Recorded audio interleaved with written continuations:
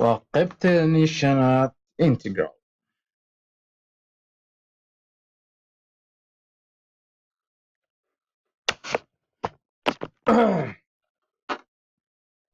وحسوستين أو مالينا أما حسوستين هذا function ستة انت x انت y function نوعنا دا ستة حدا هاي هذا انت a حقنا b تهاي انت ان حربينا هلو area هان ودن كان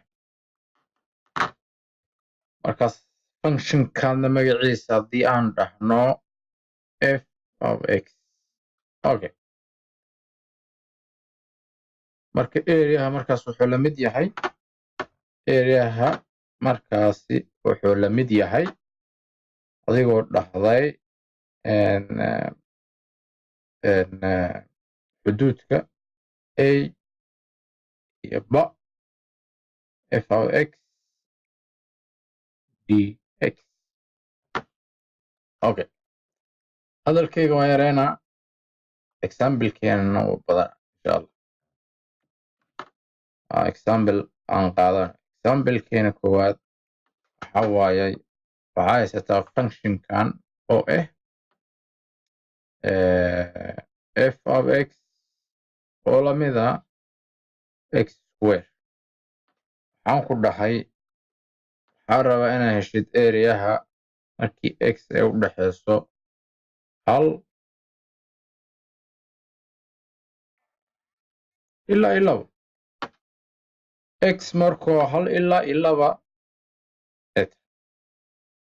waana function-kan marka inaa coordinate system sameyno coordinate system-keena waa kana function-ka caadi ahaan saan waaye marka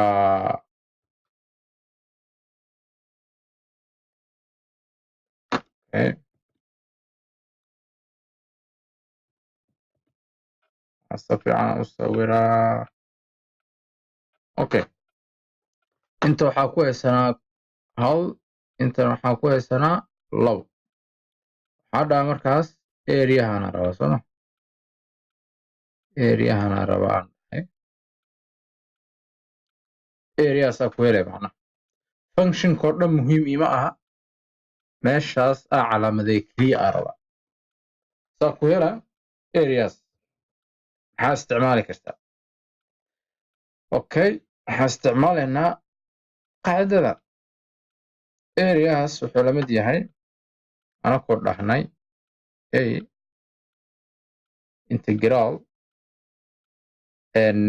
xuduudka hoose waa hal kan kore waa labo functionka waa x square dx waa xasuustaa haddii functionkan integrate ku sameyno waxaan helaynaa hal loo qabiyo saddex x square hal ilaa iyo labo sooma haddii functionkan derivative ku samaysid intaa ku soo noqonaysa sooma saddexdaa way soo degane saddexa saddex u qaybisay x square aan haysataa saddex laga jira hal x square okay waxaa weli isticmaalaynaa qaacidadan x lagu daro n markaan waxay noo tahay labo okay hal loo qaybiye labo lagu daro hal x labo lagu daro hal marka sababtaas aa u dhaha saddex loo qaybiye x oo saddex la kor dhigay hadalkaan yareeyo jawaabtu waxay la mid tahay hal loo qaybiye saddex lagu dhuftay labo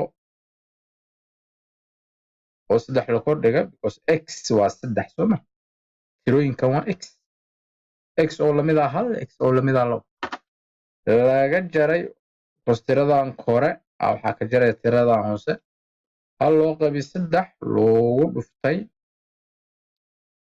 hal oo saddex la kor dhigay jawaabtu waxay la mid tahay 8 loo qabiy saddex laga jaray hal loo qabiy saddex hal ugu dhuftay hal la kor dhigay saddex waa hal lebis الله المستعان. jawaabtina waxay noqotay 7 loo qaybi 3. 7 loo qaybi 3 waaye jawaabta. example-ka labaad isku day. example-ka labaad waxaa haysanaa f of x oo la mid ah square root x. waxaan rabnaa inaan helno x markuu la mid yahay eber ilaa iyo 4. anoo functionka noo sawira. functionka caadi ahaantiisaan uu eg yahay intaa ka bilaabaya saas. okay, yani waa square root x. okay, waxaan dhahay 1 2 3 4 intana eber. okay, marka waxaa ku dhaha waxaan rabaa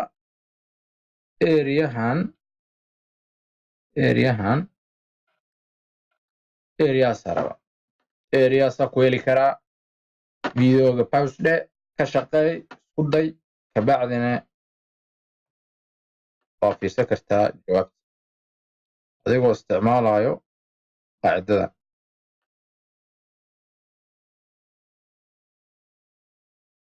okay, ka shaqeey. okay, marka waxaan u malaynayaa ka shaqeysay jawaabta hadda guda galaynaa. f of x waa ognaa waxay tahay waa f of x waa square root x. a'dana waa eber bas xaduudka hoose waa eber. ba'dana waa 4.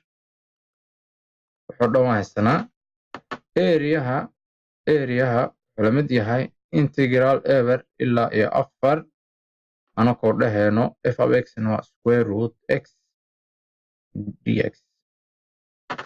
square root x muxuu la mid yahay anoo sii jilcinayo eber ilaa iyo 4. square root x wuxuu la mid yahay x oo 1 loo qaybiyo 2 la kor saaro waa potence dx. marka hadda integrate waa samayn karnaa anakoo qaacidadeena isticmaalayno.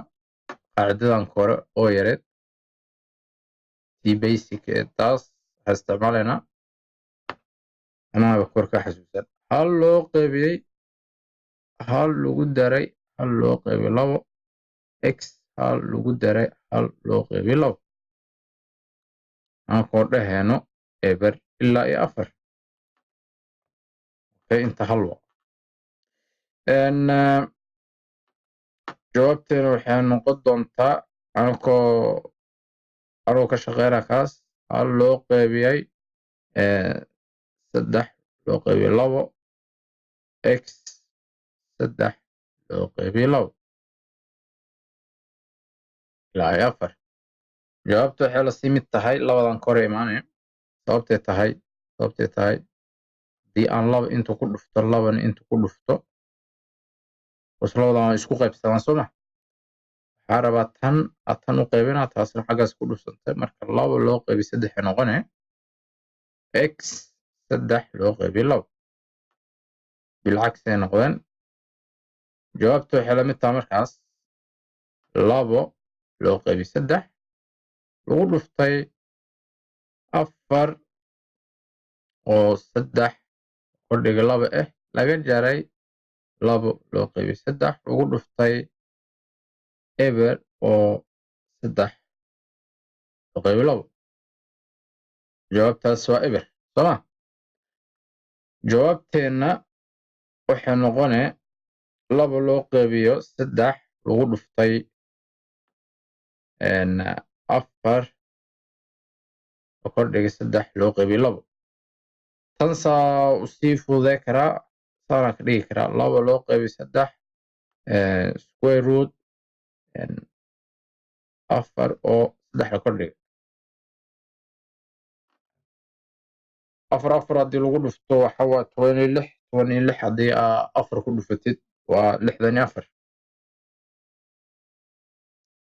تمام 64 سكوير روت هذا دهدنا waa 8 marka 2 loo qeybiyo 3 lagu dhuftay 8 jawaabtu waa 26 loo qeybiyo 3